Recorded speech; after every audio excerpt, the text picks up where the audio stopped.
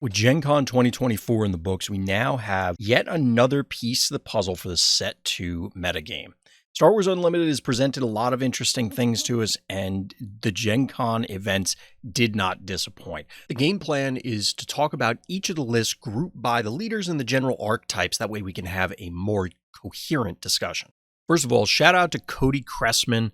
Credit where credit is due. This is not an insignificant amount of effort to try and collate all this data. They took it upon themselves to get out there, set up some Google Sheets, some Google Forms so that people can submit their deck lists, and all us content creators and other enjoyers of Star Wars Unlimited can pick apart the deck lists. So shout out to them and thank you for putting this together. Based on what's been submitted to the spreadsheet at this time, there were 3 lists that perform very well. And by very well, I mean they hit top 8. This is, of course, coming right on the heels of the Star City Games tournaments in Baltimore. And I think everybody was looking forward to Gen Con to see if it was a flash in the pan or whether this archetype actually had some legs. Now, given the short turnaround time, there, of course, isn't a ton of time for innovation unless you're already playing the deck. So let's take a peek at the lists themselves. Now, it is interesting to see that although it was played by the same person, there were some slight modifications from the August 1st event to the August 2nd event based on, since I wasn't there, the meta based on what people were describing in various Discords and, of course, in the streams seemed to have been very heavy on Sabine, very heavy on Mono Yellow Boba, which is kind of to be expected.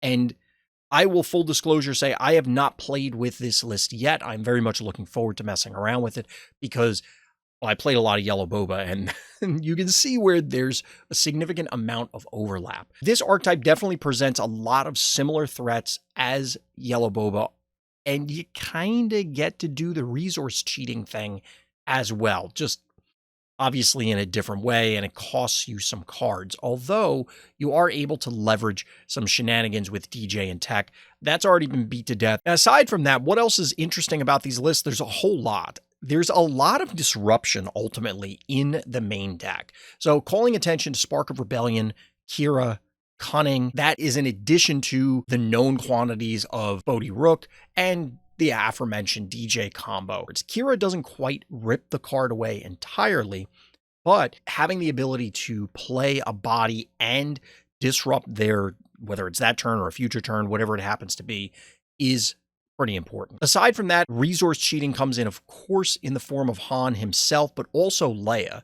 Leia allows you to untap, maybe squeak in an additional unit, or maybe play that hotshot blaster out of the resource row. There's a few different ways that you can abuse the resource system and leverage that to an advantage. Of course, you have your classic Han ramp plays where, oops, I play Han unit way before I'm supposed to, and it just kind of takes over the game. This is, of course, in addition to the obvious early plays of, hey, turn 1 Ezra or turn 1 Falcon can really make a game lopsided from the word go. And of course, we're rounding things out with Change of Heart. I've kind of been off this card for a while, playing it in Yellow Boba. It may make sense here because, as we're going to discuss, the clock isn't necessarily as powerful in this particular build as it is in other decks or even other versions of this particular deck. Now, will Change of Heart really flip a matchup?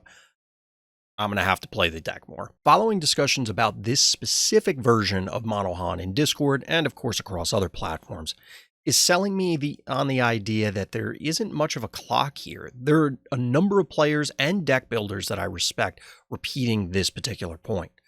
Ultimately, I can see where they're coming from, as a majority of the deck doesn't represent a humongous threat. And while there are 5 surprise strikes, or variants thereof, thanks to Hotshot Blaster, it simply doesn't represent the explosiveness that something like a Sabine would. Now, looking at the sideboard, the sideboards across the 2 days did also change a little bit. Cartel Spacers that got shaved from the main on day 1 ended up in the board on day 2. We do have Tobias Beckett, which is really interesting to me.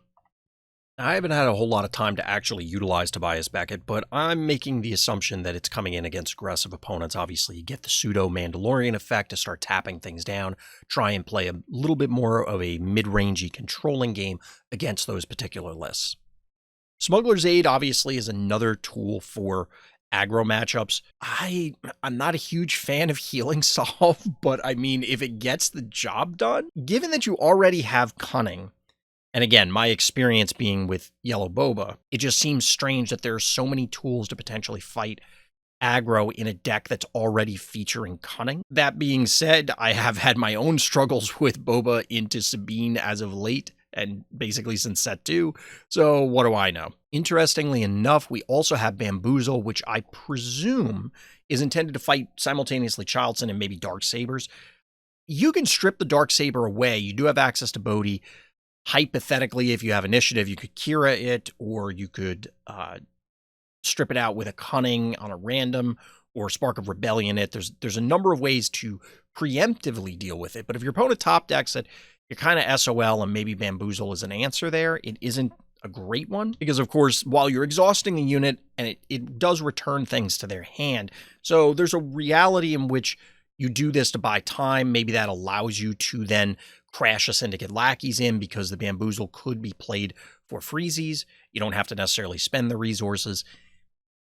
The strain on your hand with doing that in conjunction with Han activations, Han leader activations, feels like it might be a little weird. But again, I haven't given it a shot. So let me know down in the comments if you've tried this out and what your thoughts on this particular list are. I can see where some of the weaknesses that people have been commenting on are present, but I have to try it myself to really have a full opinion. Now, the other version of this that performed very well is actually a more Rebel-centric version, which, again, rumblings that I have been seeing from other players, they seem to be higher on this particular list. Full disclosure again, I haven't played them, so I don't know, but this one does seem more enticing to me side by side. And why is that? Well, I tend to lean more aggressive myself, and I love the idea that you have this mini Rebel package. Look, Fleet Lieutenant is just ridiculous every time it hits the board. So I'm always happy to see those and the setup for it. Rogue Operative can definitely represent some significant damage, especially if you're ramping it out on, hey, turn 1. That's only a 3-drop, so Han lets you cheat that out. Then you can follow it up with a Fleet Lieutenant, and all of a sudden you're way, way out in front. There are some cute plays that can happen with a few other things. Notably, we have a lot of tricks, sneak attacks, and a new adventure. There's a bunch of when played effects, whether it's Bodhi Rook, it's Cantina Bouncer, it's resetting other things. Or maybe Wing Leader, and a new adventure on Wing Leader allows you to ramp something up to monstrous proportions. Do not recommend against other yellow decks. Probably going to bite you in the ass, but could be pretty cool. The sideboard here is definitely interesting. The Sparks, of course, got moved to the board. You got to free up room somehow. Confiscates, they were present in the other version. Extra copies here, I get it, makes sense. Syndicate Lackeys also got shoved into the board. I guess there just wasn't room in the main. Grogu is interesting. I've seen this show up a few different times in other lists. I'm still not clear on this guy. I don't really like Grogu in games that can interact with the tapper. If we're playing Magic, the way combat works there, having a tap down effect, an exhaust effect, makes sense. It typically, and this is just from experience, maybe in SWU it's not going to be the case, but in my experience, it's not as thrilling in these sort of games. Can definitely influence things, but I wonder if that's a flex spot that could be changed to something else, or maybe I'm completely wrong and that card's busted. And the last one is Final Showdown, which is something that I've been squeaking in as a one of in my sideboards for Mono Boba. Given the aggressive slant here, definitely makes sense. You can just close the game out before your opponent is able to swing the door closed on you. So where does this go from here? I mean, I honestly expected some of these decks, some version of this deck to perform well. It just had won twice at Baltimore, and realistically, a strong enough player was going to take this list at least once and perform very well. And in fact, you had 3 different placements throughout the events. So shout out to each of players. And if I missed somebody, I apologize. I'm not trying to slight someone. I just missed it, or it hasn't been reported at the time of this recording. There are updates that I kind of have in mind, possibly melding some of the ideas between the two, both for sideboard and main deck.